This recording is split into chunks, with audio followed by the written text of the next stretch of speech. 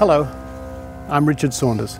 Welcome to the Vaccination Chronicles. In this video, I'd like to tell you about a time in our history, not so long ago, when parents lived with the very real fear that at any time their children could succumb to the deadly effects of infectious diseases.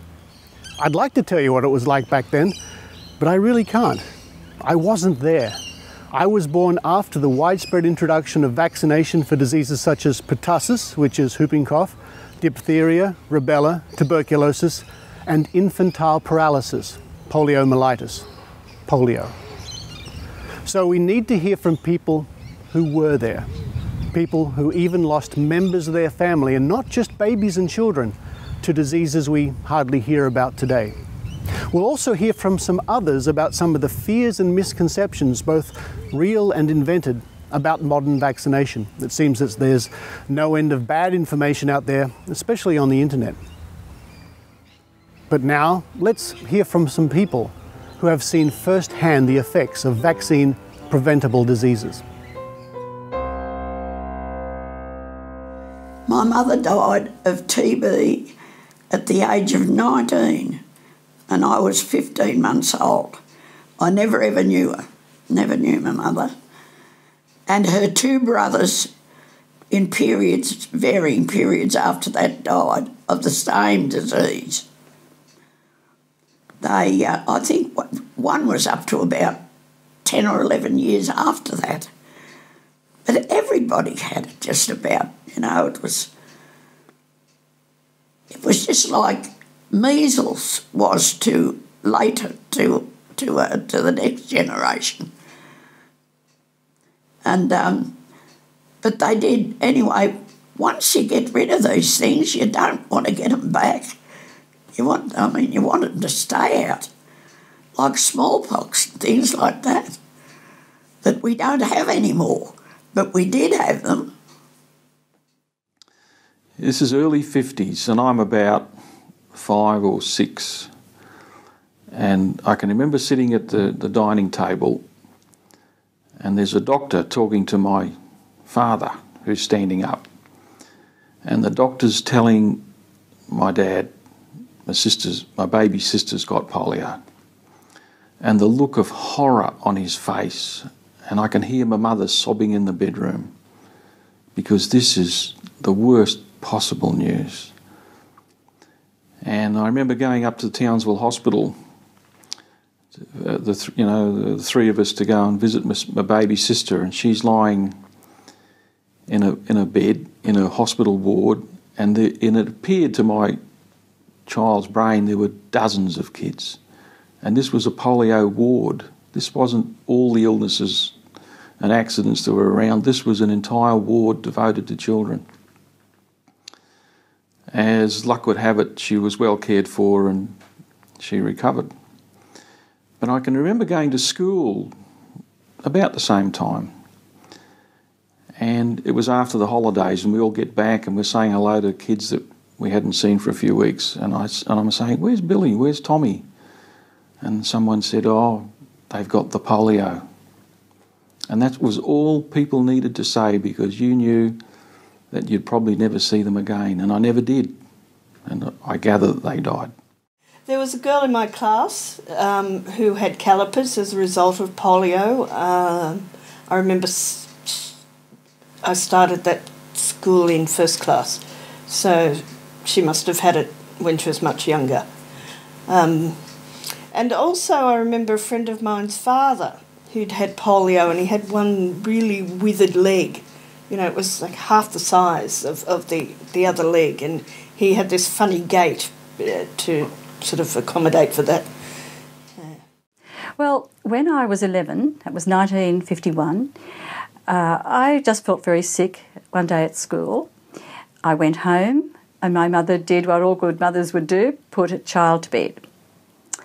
I had a very high fever and my back was aching. I was really very, very sick. The doctor was called, and I can remember the doctor checking out arms and legs bending, and also the doctor asked me to sit up, which was very painful, and to put my chin on my chest, and I couldn't do that. And immediately he said to my parents, she must go to hospital. It was the Português hospital. It was 25 miles away, 40 kilometres away. And a spinal tap revealed that I had polio. This was absolutely horrifying because there hadn't been any cases of polio in my little town at all. There'd been one in the country, a young fellow aged 34, a farmer, and he died. And the whole town was reeling. And now here was Monica with polio. Where did I get it from? Nobody knows. Well, my mother was a nurse before marriage, and she nursed in isolation hospitals. And she saw children dying of tuberculosis, polio, diphtheria, and other diseases. My father was the eldest of 5 children. When he was 20 in 1939, his only sister, the youngest in the family, died of diphtheria at the age of 2.5. So I was brought up with stories of kids dying of diphtheria, those my mother had seen and of course my father's experience. I'm the oldest of 6 children. When the youngest was born, we had whooping cough. I remember my little baby sister gasping for breath, a little black surgical belt around her belly holding in her navel, which had become herniated as a result of the strain of the coughing. She was very seriously ill, and these days almost certainly would be hospitalised. But my mother, having been an ex-nurse, they probably thought that she was as well looked after at home as otherwise. And I remember the whooping cough, and then the coughing, and then the vomiting. It must have been very hard for my mother, just having given birth to a child and having to look after six kids, 6 kids as well. A personal example from my own family is my cousin Philip. When he was young, he fell over, hurt his leg, came back to his parents and said, "I've got a sore leg." They panicked. Their first thought was polio. Took him to the doctor, no problem at all. All he'd done was hurt himself from falling over. 2 days later, his very best friend Frank, who lived 2 streets away, had the same experience. He fell over, sore leg, his parents took him to the doctor, polio. Frank died in 2012, he'd spent his life in a wheelchair. This was a very, very scary disease and people were very, very worried about it, with good cause. I remember when I was in Nimbin working as a medical student helping a doctor, and in came, so I was just work experience, as part of the medical rotation, and in came 2 parents and this kid, 16-year-old kid. Obviously, from the way he was walking, he had polio. It's a very characteristic walk, quite different from a Parkinson's walk, from a stroke walk, quite obvious. And we looked at each other and we didn't say a single thing, the doctor and I. And then they went through the story about how they just come back from India, and then the doctor asked a few questions, and he said, and have you been vaccinated against polio? No. And he said, okay, and then he did a few tests. And then he said, look, it's pretty obvious to me that your child has polio. And the parents got so upset. They didn't want to believe. They started firstly being rational and saying things like, well, there's no such disease as polio. And then they started saying things like, well, polio doesn't exist anymore because we all live better. There is no infectious disease such as polio and you can't get it. And then they started kicking chairs a little bit and then stormed out. They did not want to live with the fact that by not vaccinating their kid against polio, they had then paralysed their kid in one leg by taking him to India. So at Português Hospital, there really was no treatment for a person with polio. I had a high fever and I was just put onto a flat bed, no pillow, and told to stay there. And I was too sick to go anywhere anyway. So I just stayed there, and eventually I was moved out onto a veranda because more people needed to be inside. People who no longer had a fever were being moved onto verandas. I mean unenclosed verandas with just gauze and a blind down. But always near me was a horrible barrel-looking thing which they said to me was an iron lung. And they said that I might need that because the polio I had was in the throat and in my speech. I couldn't swallow, couldn't talk properly. And that's the one that tends to go down into the lungs very quickly. And so I was really thrilled one day when the iron lung wasn't there, because I thought, oh, good, I don't need it anymore. But of course somebody did. And I can remember the 50s where people lived in dread of these terrible illnesses that just took so many people. Walk through an old cemetery and look at the headstones of who died and how old, and you're looking at babies that died. And that's basically all gone, all gone. At the beginning of the 20th century, infant mortality in Australia was over 10%. Can you imagine it? More than 1 in 10 babies died, many of those from vaccine-preventable diseases. What would their parents have given to protect their children? Reports like these were commonplace in the newspapers of the time. It was sad, but no surprise to anyone. Over the course of the 20th century, important health measures were introduced that saw this mortality rate plummet. Chief amongst these was widespread vaccination. I'd like to read to you something I discovered while I was doing research for this documentary, and this comes from the Perth Daily News, dated April 1903. Coughing dislocates a neck. In certifying a child's death to the Southwark coroner, a medical man reports that the deceased had been under treatment for whooping cough. Death was due to a broken neck, and in the absence of any definable cause, the doctor was forced to the conclusion that the child dislocated its neck during a violent fit of coughing. I remember when I was in the first batch of kids in Wollongong to get vaccinated. We all got put on buses in primary school and then got shipped down to the Pioneer Hall, and then they stabbed all of us.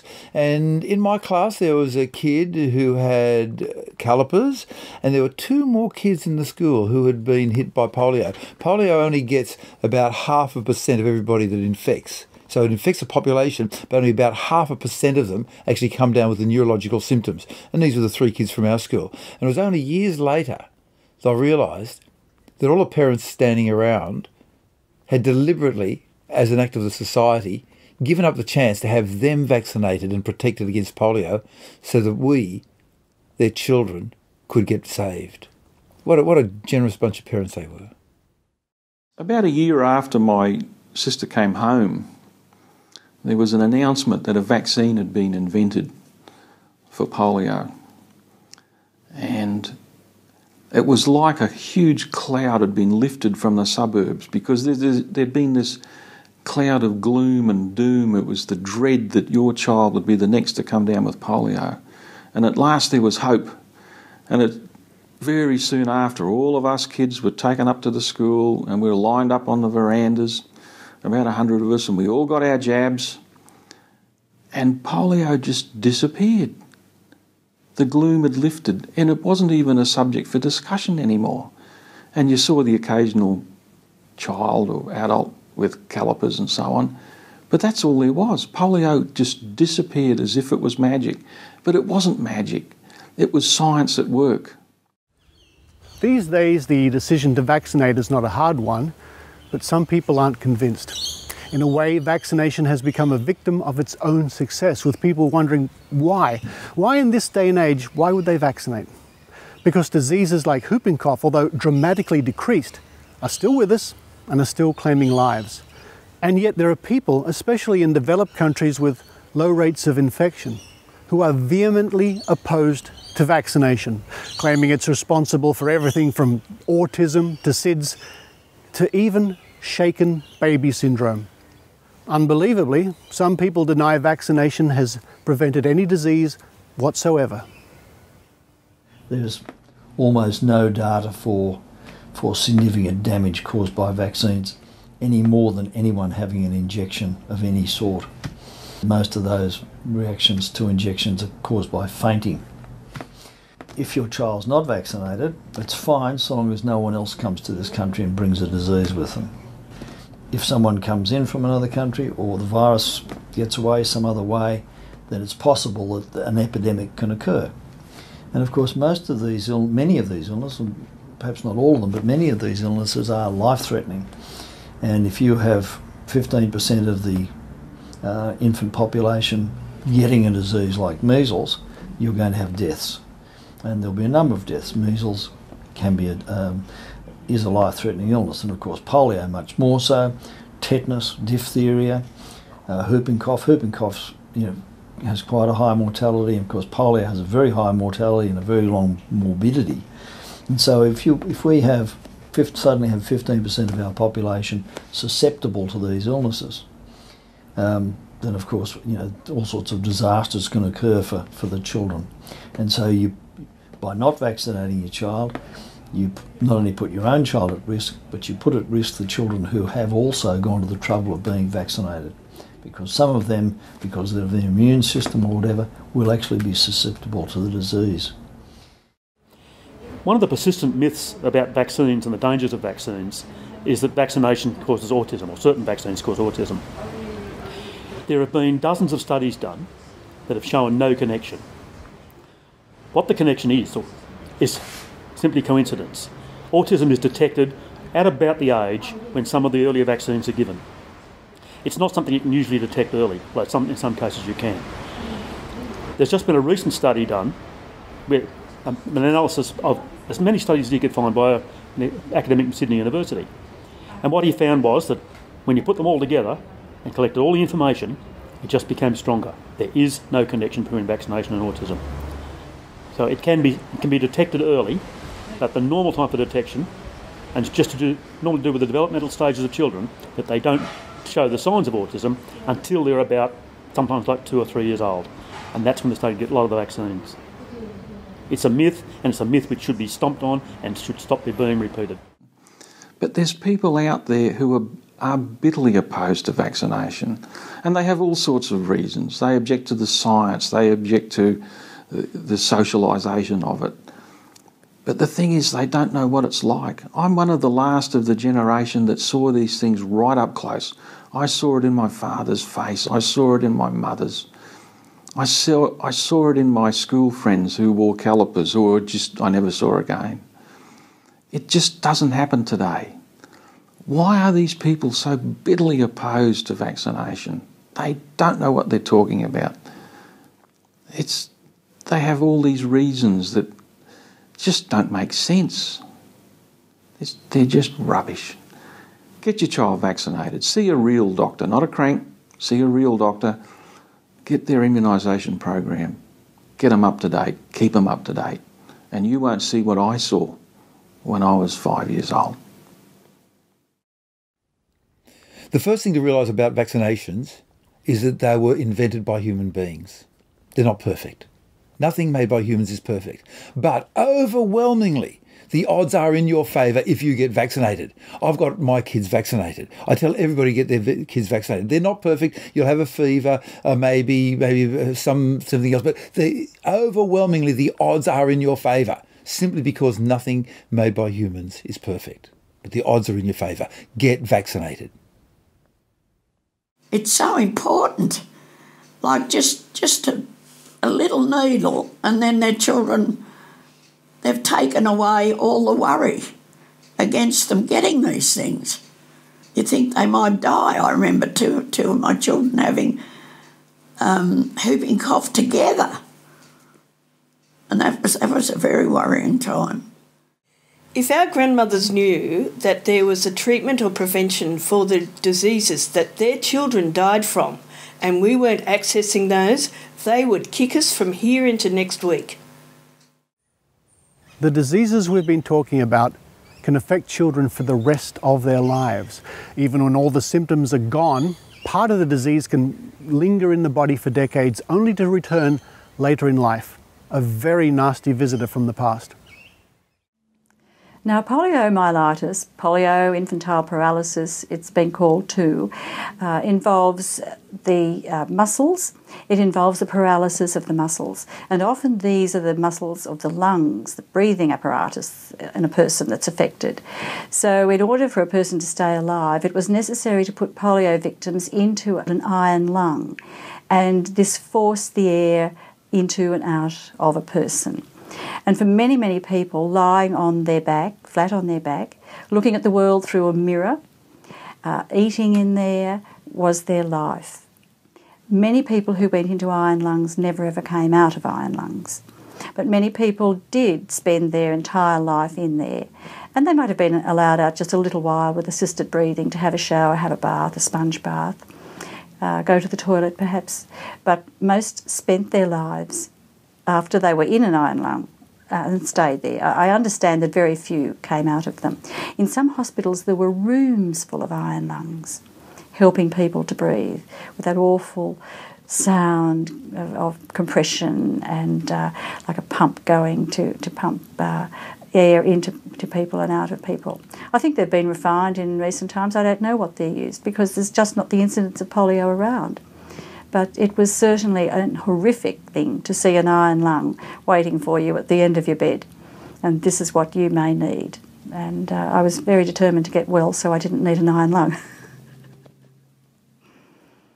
One of our latest vaccines, or newest vaccines, has been the herpes zoster virus vaccine, which is the herpes zoster is the virus that causes chickenpox and can recur later and come out as shingles, which is a rather nasty inflammation of the skin. So children or people who are infected with chickenpox, the chickenpox virus, after the illness is over, the chickenpox virus doesn't completely leave us. It hides in the roots of our nerves, in what's called the ganglia of the nerve. So you have a nerve which goes to your fingertips, or say to your chest, and that nerve arises in your spinal cord, and back near your spinal cord there's the nerve ganglion, and so the virus will retreat there until for some reason your immunity drops enough or something happens to you, there's some stressor, and the virus will then migrate along the nerve to where the nerve ends on your skin and burst through and attack your skin, causing blistering and pain and a nasty rash, and so you'll get a patch of blistered, burnt skin. Now, this can be very unpleasant anywhere, but it can sometimes occur on the face. If it occurs on the face, you can get scarring and disfigurement, and it can even sometimes affect the eye, and you can get herpes zoster in the eye, and you can cause loss of vision. Now, that can be quite a nasty late consequence of infant infection with, say, herpes zoster virus or chickenpox. Many people think, oh, chickenpox is a benign illness. All my family had it in the 50s, 60s, 70s and 80s, and none of them had any problem. Well, mostly that's the case, but two things. One is that there is still the odd case of herpes zoster pneumonia, and children have died from herpes zoster lung infection when everyone thought they just had the ordinary old chickenpox. But then much later on, when those same infected people reach their 60s, 70s and 80s, they can burst out with a nasty dose of shingles. And it's hoped that the herpes zoster virus, by preventing chickenpox, preventing the actual seeding of these viruses into our nerves, that we won't be susceptible to those bouts of shingles in later life. When my son was 5 weeks old, he contracted viral meningitis, and I spent 5 sleepless nights in the hospital listening to him cry, and he was bright red, and you could just tell he was so afraid, and it was a really stressful time for me. He had a spinal tap. You don't want to have that happen to a tiny little baby. And to think that there are babies out there that might contract a vaccine preventable disease, it terrifies me. And that's why I vaccinate, because I want to protect my kids and I want to protect other people's kids. If there was a vaccine for viral meningitis, I would have given that to both of my kids, no question. It was just an awful thing to experience, and I really don't want to wish that on any other parent or any other child to go through that. You have an important decision to make whether to vaccinate or not, and that makes you very lucky. For the luxury of having this decision was not available to most of your ancestors, and is still not available to parents in many developing parts of the world. I hope you remember the stories from the people in this video I hope you'll never know the fear and the sorrow that was part of their lives. And I hope you'll never have to say, if only.